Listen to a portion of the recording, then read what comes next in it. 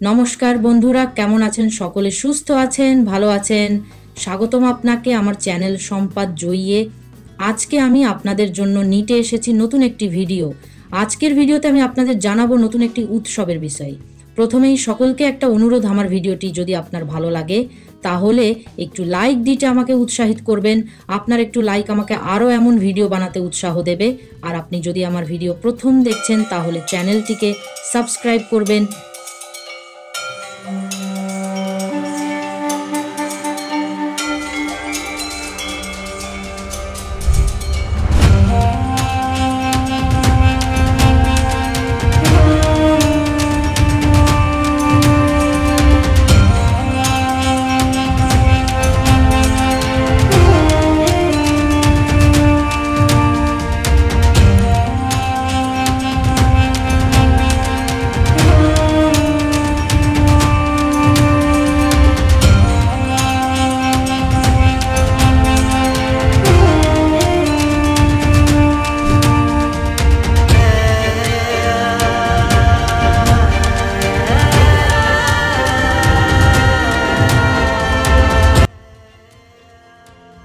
2025 সালে 6ই এপ্রিল রবিবার চৈত্র মাসের নবমীতে রাম নবমী পালিত হবে, যা ভগবান রামের জন্মদিন ও চৈত্র নবরাত্রির সমাপ্তি নির্দেশ করে।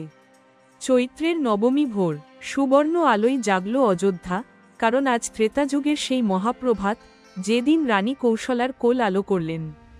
মর্যাদা পুরুষোত্তম শ্রীরাম। শুধু জন্মোৎসব নয়, এটি সেই দিন যখন সাধুদের মুক্তি মিলল, দুষ্টের দর্প চূর্ণ হল, আর পৃথিবীতে ফিরে এল সত্যের রাজত্ব।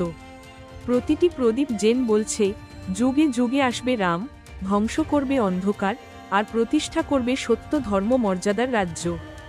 দক্ষিণ আফ্রিকার ডারবান থেকে ত্রিনিদাদের পোর্ট অফ স্পেন, মরিশাসের পাহাড় থেকে ফিজির শুভা শহর পর্যন্ত যেখানে যেখানে ভারতীয়রা পা রেখেছে, সেখানেই গড়ে উঠেছে রাম মন্দির, আর চৈত্র মাসে বেজে উঠেছে জি শ্রীরাম ধ্বনি।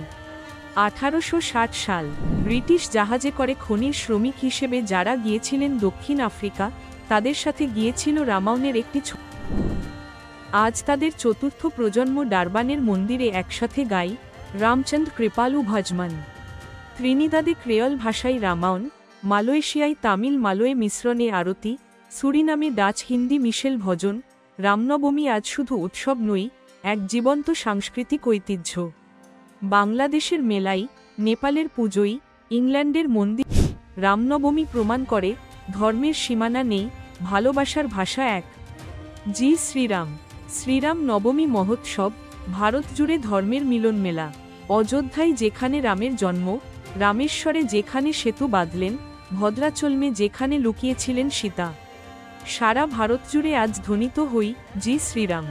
দেখুন, সোনার রথে সাজানো শ্রীরাম, মাথায় মুকুট, হাতে ধনুক, আর পাশে সীতা মায়ের পদতলে ছোট্ট মেয়েরা ছড়াচ্ছে পুষ্পবৃষ্টি। কর্ণাটকের রাস্তায় রামের প্রসাদ। 80 বছর ধরে চলে আসছে শাস্ত্রীয় সঙ্গীতের এই মিলন মেলা, যেখানে হিন্দুস্তানি কর্ণাটিক সঙ্গীত মিলেমিশে একাকার। এখানে কোনো জাত নেই, ধর্ম নেই, শুধু আছে রামের প্রেম। ধনী দরিদ্র একত্রে বসে খাচ্ছে একই থালায়, যেন সত্যিই রামরাজ্য। রাম নবমী সংকেত দেই জগন্নাথের রথযাত্রার শুরু। দেখুন কেমন মা ভরে দোলাইছে ভক্তরা, শিশু রামকে মধু পান্না নিবেদন করছে, যেন সত্যিই আজ রাজকুমারের জন্মদিন। ঠাকুরকে সত্যি সত্যি ছোট্ট শিশু মনে হচ্ছে। সরজুর জলে ধুয়ে ফেলছেন সব পাপ, মুক্তি পেতে চাইছে ইজন।